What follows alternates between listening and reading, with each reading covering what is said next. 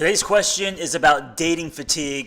Important topic I think many people can relate to. So here we go. Sweet. I'm going through what they now call dating fatigue. I've gone on a good amount of dates these past few months and will end up dating these guys for a couple weeks, only to find out that they're looking for something casual. I would like to think I'm an optimistic person, and I've been feeling really disheartened lately, and I worry that I won't find the right person while also getting emotionally exhausted from the constant ups and downs.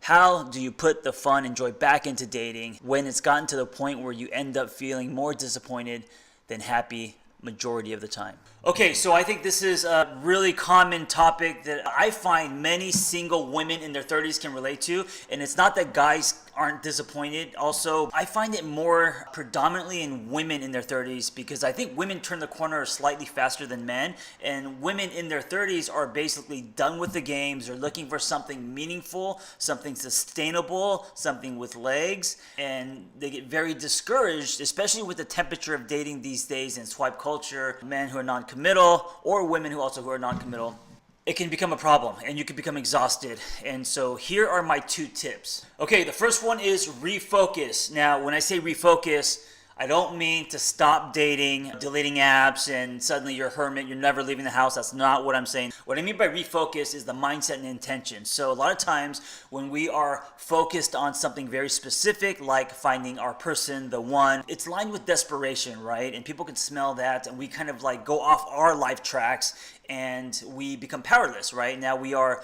wanting something, and if we don't get what we want, we fall off our expectation cliff. So refocusing means going back to hanging your life on you. What are you doing? What's your true north? What are you building? What makes you happy? Go do that. How are you stretching and learning, growing, evolving? How are you reconnecting with yourself? Are there things in your life that you have put aside? Maybe it's fitness, maybe it's a hobby that you don't do anymore, or maybe you've drifted so far that you need to reconnect, rediscover with yourself. So that means dating yourself, but that doesn't mean to stop dating. Okay, so refocus on you.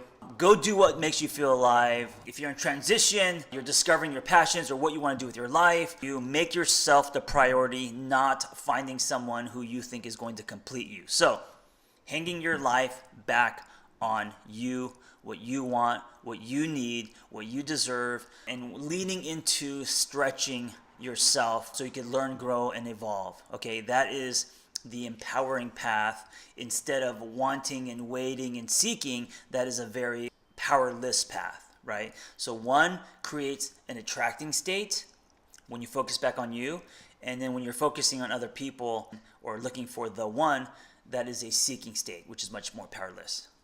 Step number 2, redefine. Now, you're going to want to throw tomatoes at me, but listen, it's a mindset, and here's the new definition. You are turning your mental dial from searching or seeking to exploring, right?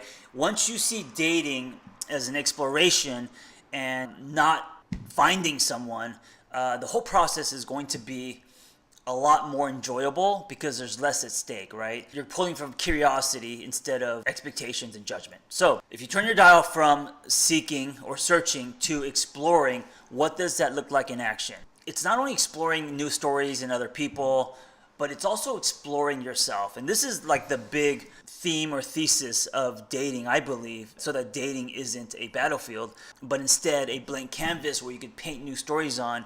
And that's this. Dating isn't about finding someone. I mean, I know technically it is, but this is the mindset you need to believe to have a better experience. Dating is about exploring yourself.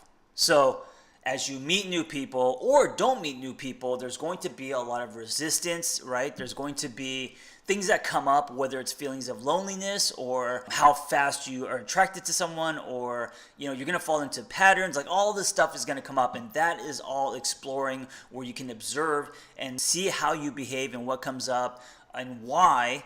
And that is going to make you evolve and grow and learn and connect more with yourself. And that's the value of dating.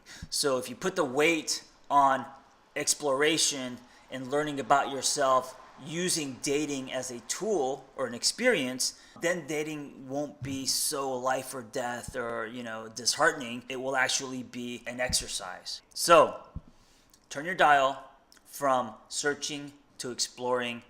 I wanted to end with reading something that I just wrote. You usually meet someone when you least expect it, right? That's what I find. And love always comes unexpectedly, usually when you're not looking. And the person you meet isn't always the person you had in mind. He or she may come in a very different package. They may be unlike anyone you've ever experienced or been attracted to. And I think that's a great thing. I think that's the brilliance of love, that it is unpredictable. It creates room for magic. So, here's the final reminder. Be open. I know it's hard, but be open and be patient, because one of the greatest misconceptions about Cupid is that he's stupid. Thank you for watching, and now I want to ask for your help, because I'm only one person with one perspective. Give us your tips in the comments below on how to survive dating. It's a great conversation. I want to keep it going. So give us your dating tips below in the comments.